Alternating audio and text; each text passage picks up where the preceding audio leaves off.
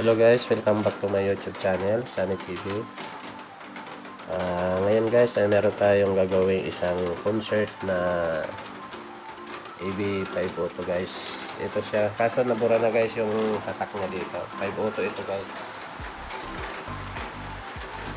Kagaya ito ng itong amplifier ko guys, ayan o, 502. Ayan. Parehas lang sila. Ang model, ayan o. Kasi nga lang guys, nabura yung yung tatak niya dito. So bali ang pinaka-common problem nito guys ay wala siyang sounds, tapos yung kabilang channel niya may DC out na nasa 5 volts. So hindi na natin ito iti-testing na lagyan ng input.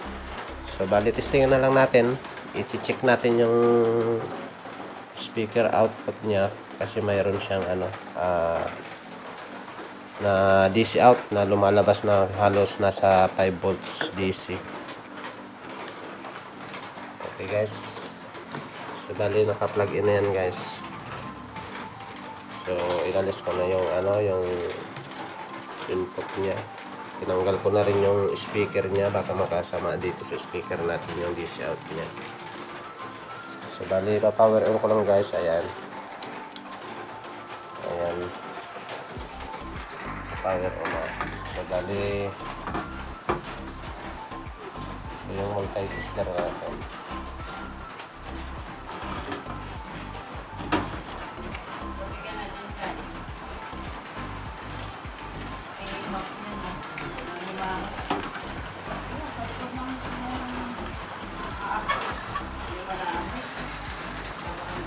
So ayan guys, naka-DC out na yan guys.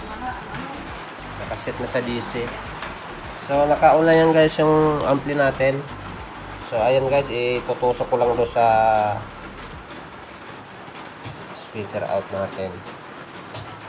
So ayan guys, oh, mayroon siyang lumalabas na nasa 4.6, 4.7, ayan oh. Hindi siya stable. DC out yan guys sa yan guys, sa right channel guys. Ayan guys, oh. Ayan siya yung niya. Pero yung kabila,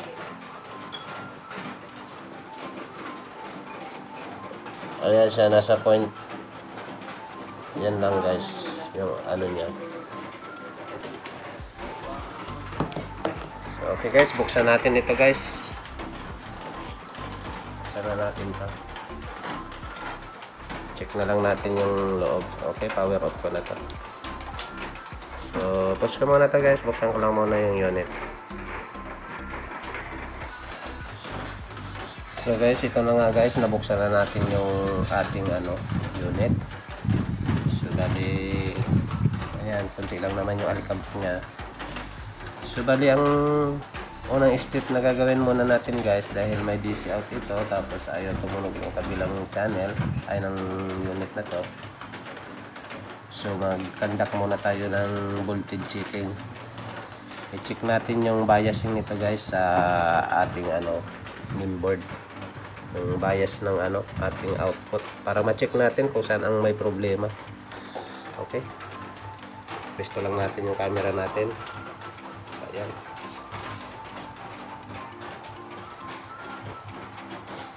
So ano natin, masyadong malaki.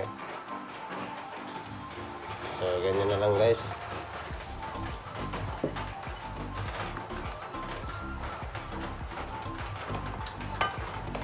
Kita ba?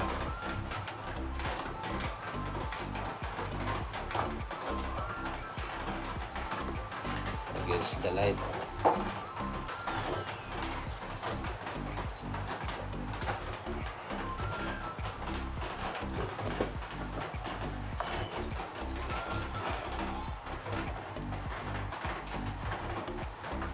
So okay na siguro yan guys, kita nyo na yung multimeter guys.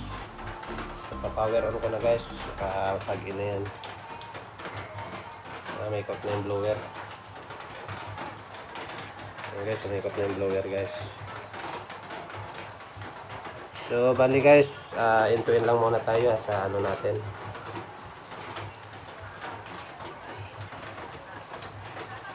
So ayan. Okay guys, itong unang channel muna natin, i-check natin yung bias. So ayan. Pasensya na kayo guys, hindi nyo nakikita. 0 guys, walang bias yung isa. Pangalawa, 0 talaga guys.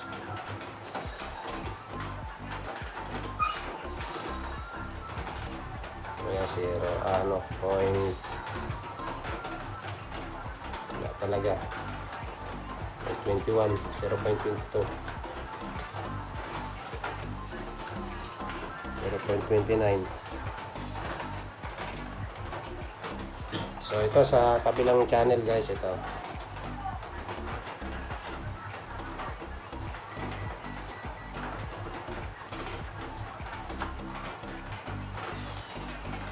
Okay guys, meron tayong nare-read sa kabilang channel na 0.4. Ito. 0.4. 0.3.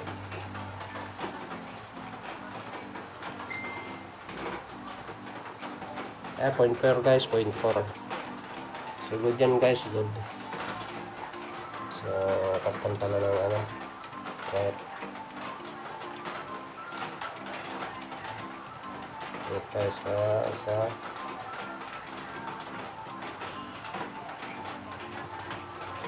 Point 4, good.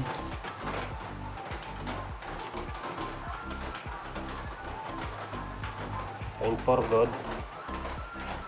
So, bali guys, yung isang channel guys ay walang yung itong side na to guys, 1, 2, 3, 4. Yung apat na yan, wala, 0 voltage guys. Ito lang na apat na to ang good guys, yung kabilang channel na to. So okay, baklasin muna natin yung mainboard para makapag physical check tayo dyan sa baka may mga kinalawang na parts. Okay guys, baklasin ko muna. Pause ko lang muna to. So guys, ito na nga guys, nabuksan na natin guys yung yung ating mainboard. Nabaklas na. So ayan nga guys, kung mapapansin nyo guys, maalikabok guys. May mga alikabok, dilinisan natin yan. Ayan, nakikita nyo na din, may mga kalawang yung mga resistor guys. Saka i-check na lang natin yung ibang mga ayan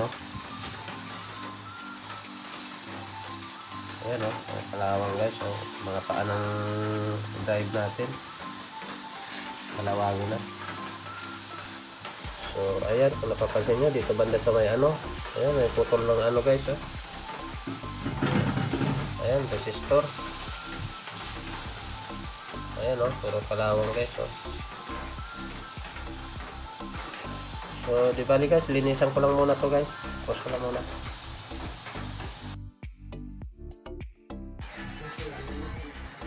So guys, ito na nga guys, nalinis na natin yung board at medyo nagmukhang maganda-ganda na, nawala na yung ibang alikabok. So ayan, nakikita na natin yung mga parts na may mga kalawang guys. So kung napapansin nyo yan guys, naputol na yung sa kalawang, isang resistor. Ayan, tapos yun, may mga kalawang yung drive natin. Ayan, kalawangin na guys. So bali papalitan natin yan.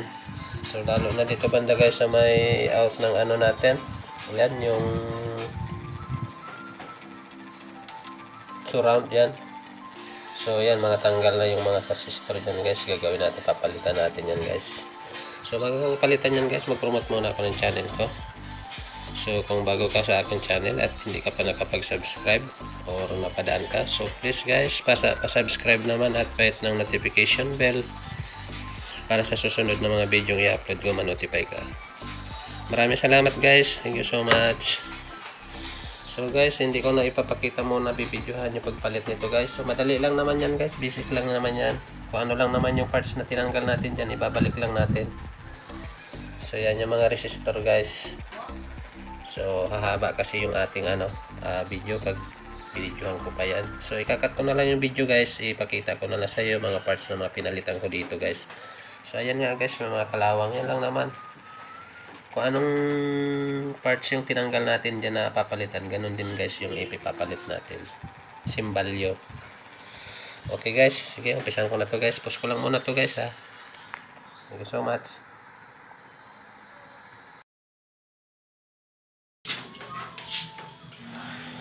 Okay guys, update tayo sa ginagawa nating amplifier guys. So bali nagpalit tayo ng mga resistor, yung mga kinalawang at saka yung pre-drive transistor natin guys. So bali ito na nga guys, napalitan ko na yung mga resistor dito sa mainboard natin. So ayan guys, bali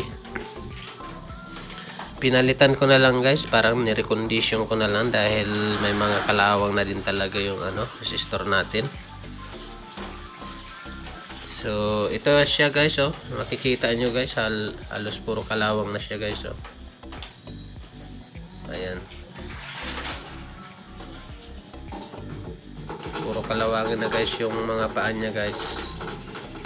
Bali ang value niyan guys ay 33K saka 3.3K saka 4.7K saka may 100 ohms,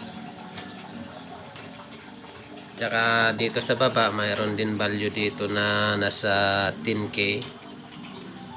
Ito halos pinalitan ko na yan guys, mga bago na lahat yan. So bali kabila ang channel yan. So kung may mapapansin kayo dito guys, mayroon ako nilagay na 1/2 watts na resistor. Yan value niyan ay bali 100 ohms. So bali wala akong available na 1/4 watts na 100 ohms. So bali 1/2 watts na lang yung nilagay ko. So pwede naman yan guys, wala naman problema yan. At least mas matibay nga po yan eh. So ito nga guys, yung isang channel natin guys, ito yung mga pre-drive na tinanggal natin. So ayan nga, kung mapapansin nyo guys ay na, putol na yung mga paa. Ayan, kinalawang. So itong tatlo medyo goods pa naman, pero nag-start na siyang nag-umpisa na siyang kalawangin. So bali pinalitan ko na lang lahat. So bali dito yan guys, sa isang channel na to yung pinalitan ko. So dito sa kabilang channel guys, so okay pa naman yung mga pre-drive natin dito, kaya hindi ko na pinalitan. Bali ang pinalitan ko lang dyan guys, itong buong resistor nya guys, lahat na yan. Kasi puro na siya guys, kalawangin. Ayun guys, kung mapapansin nyo guys, puro kalawang na yan guys, yung mga resistor na yan guys. So bali nilahat ko na guys para wala tayong back jab. Tsaka yun naman ang request sa akin ng bali itong amplifier na to guys, sa sa kapatid ko. So bali nirecondition ko na lang para wala nang back jab. So okay guys, yun lang ang update natin guys. So ang susunod natin guys subukan natin tong ikabit doon sa supply nya, tapos try natin mag-audio test dito, saka mag voltage check kung okay na yung natin dito. Pag goods na yung biasing nila dito sa kabilang channel na to, mag-audio test tayo. Kasi nung binayasing natin ito, yung kabilang channel lang ang may biasing eh. Itong side na to wala, 0 voltage. Okay guys, hanggang dito na lang update. Update ko kayo guys mamaya.